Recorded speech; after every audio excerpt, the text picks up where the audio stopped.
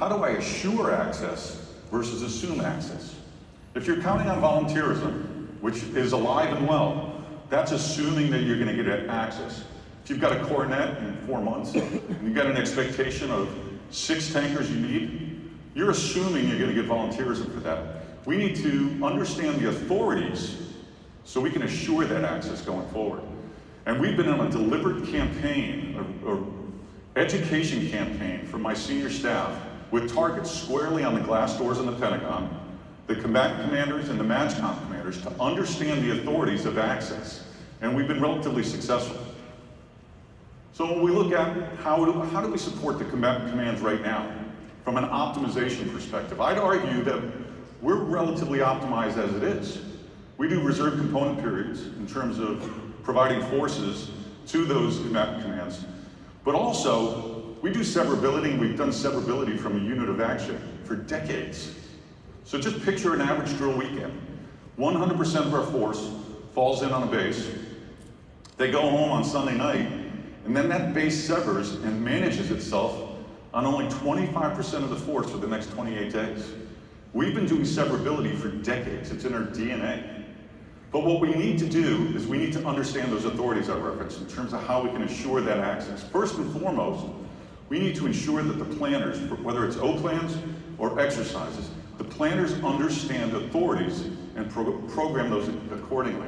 A perfect example, 12304 Bravo is an involuntary mobilization, partial mobilization.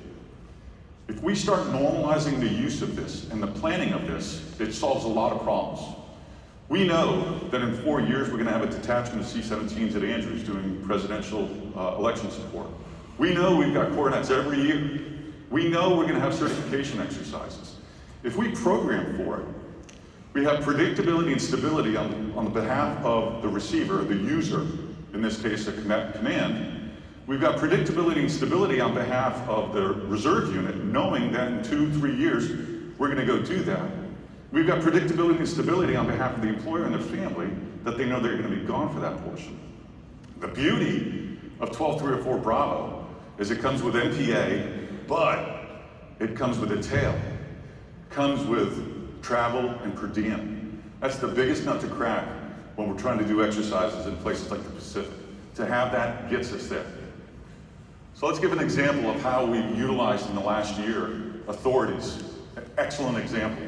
Indication and warnings, it's on TV everywhere that Hamas has come over the border. Volunteerism is alive and well. We send C-17s, C-5s out the door immediately. No problem with that. But in one of the updates, my deputy was talking to General Minihan at the time, and he said, "Sir, do you need any refreshers, any updates on authorities?"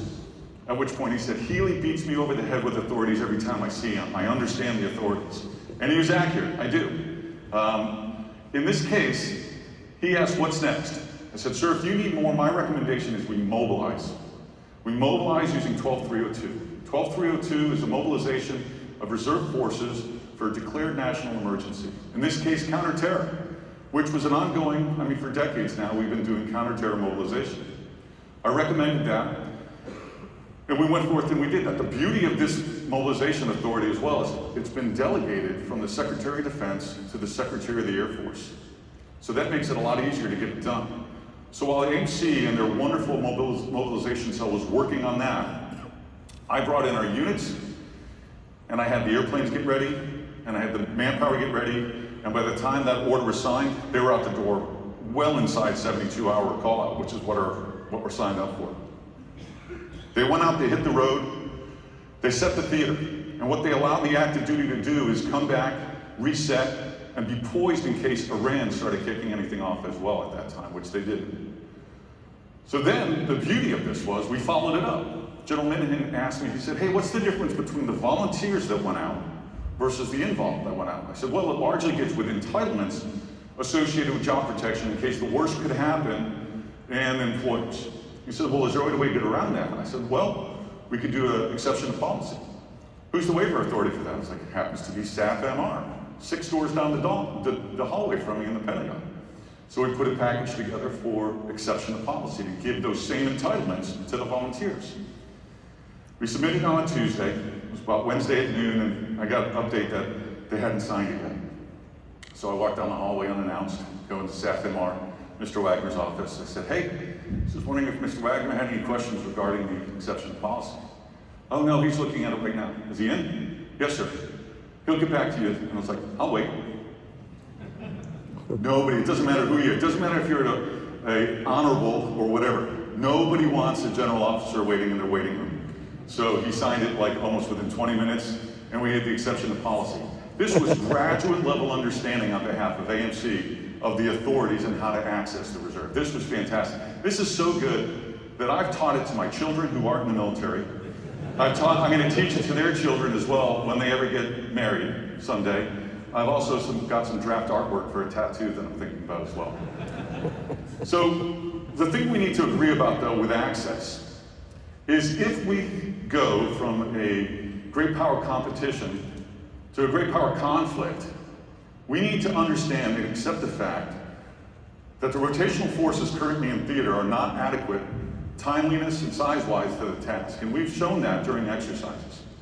If we don't practice the use of those authorities, normalize the use of those authorities, the timeliness of those authorities now, we're going to be late to meet when we need them in the fight. And that's going to incur risk upon us that we shouldn't have to take. Let's talk a little bit about risk. So typically we talk about risk to mission, risk to force. I thought it was a great example yesterday. So excited to hear about, a C-1 or C-17 crew, pushing the level of risk, the understanding the acceptable risk, all the way down to the cockpit saying, hey, are you willing to take off 3 engines because of the environment? Hell yeah. So that's awesome. That's understanding risk and that's pushing it to the appropriate level. Now when it comes to peacetime though, from my perspective as a MAGCOM commander, I look to risk to force, and that's a pretty high bar to cross during peacetime. I'm not going to bend an airplane, I'm not going to get loss of life, loss of limb during peacetime. But when I talk about risk to mission, I'm a little bit more negotiation. I think a little bit more open to negotiation. If we're talking about building resiliency of the force and a more lethal force, then it's absolutely something we should be addressing. So recently I was in a commander's update brief, and one of the vignettes briefed to me was a C-130 that completed an advanced tactics course. So the guy briefed, he said he was a captain, we did 4 weeks of training and we're doing our capstone event. It's a low-level formation in the 130. They do a ridge crossing, flames out an engine. Climbs to safe altitude, feathers it, follows the checklist, shuts it down, goes to an air start, restarts it, continues with his guidance, peacetime, exercise, depart the formation, RTV. So I asked him, I said, hey, so did you pass? He said, yes, sir. Like, how would you qualify for mission success or mission failure? He said, oh, I passed, sir. It's mission success. And I'm like, I contend that's mission failure. So this guy, what they ended up doing was they did a ridge crossing. They chopped the throttles and they flamed an engine out because they were given a potential threat that was out there, and they chose to do something. So as a result of their actions and their perceived threat, they weren't able to get their cargo, which was fuel bladders, to that fob to make sure that that next vol goes. So unless we start talking and thinking through the wartime risks associated with our actions, and in this case, it's a ridge crossing and doing a bunt maneuver versus a perceived threat, we're not thinking, if we don't start talking about it in that way, we're doing the wrong thing. Mind you, 100%, they did the right thing, flamed an engine out, got out, went. I'm not arguing that with regard to safety, but we've got to start looking at, should he have done that? Should they have done that to begin with? Agile combat employment. We need to start pushing this level of risk, understanding of risk, mitigation of risk, down to the lowest levels. It's very likely that we're going to have, a cell of 20 folks out on some second island chain with 8,000, feet of runway or road in front of them. And this might be a master sergeant or a senior master sergeant responsible for understanding the risks associated with getting these F-35s in and out and making them successful or not successful. We need now to make sure that we're engendering that trust and that support, that leadership trust in those NCOs to be able to do that. And I know our NCO Corps is up to the task of this, no question about that. But we need to start practicing that right now.